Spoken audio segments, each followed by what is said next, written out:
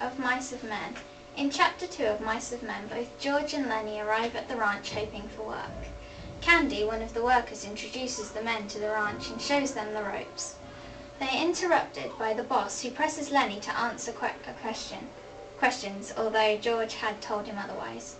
George covers for Lenny by telling the boss he is Lenny's cousin. After the boss leaves, George lectures Lenny about behaving. Candy is found to be eavesdropping outside the ranch door, but George warms to the man. After he says that he is not interested in anything that they say, the men discuss the boss briefly before they are interrupted by Curly, who George takes an instant dislike to. Curly also notices that Lenny does not talk and victimizes him. Once Curly has left, George warns Lenny not to converse with him. They are then introduced to Curly's wife, who George immediately categorizes as a tart.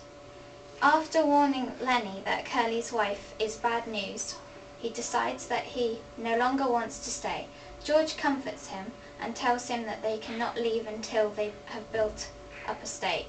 Slim enters the bunkhouse and welcomes George and Lenny. It is clear that Slim is the wise leader of the workers.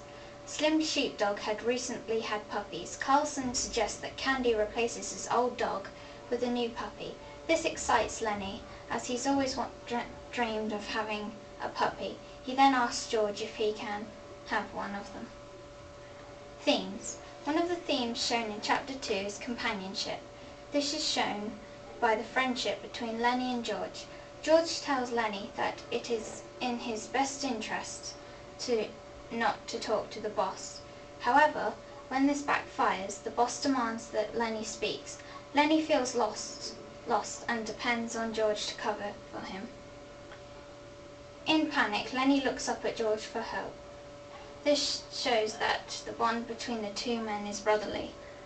The boss jumps to the conclusion that George is bullying Lenny into giving him his wage, but George becomes protective and defends himself and Lenny, resulting in him lying to protect the pair. He's my cousin. I told his old lady I'd take care of him. Strength and weakness is shown throughout the chapter. Slim is evidently the strongest character. Slim stood up slowly and with dignity. You guys better come on while there's something to eat. This is shown that the other men follow Slim's direction. Also, George is mentally strong, but Lenny is physically stronger, and these two attributes fit well and make a good partnership helping through life.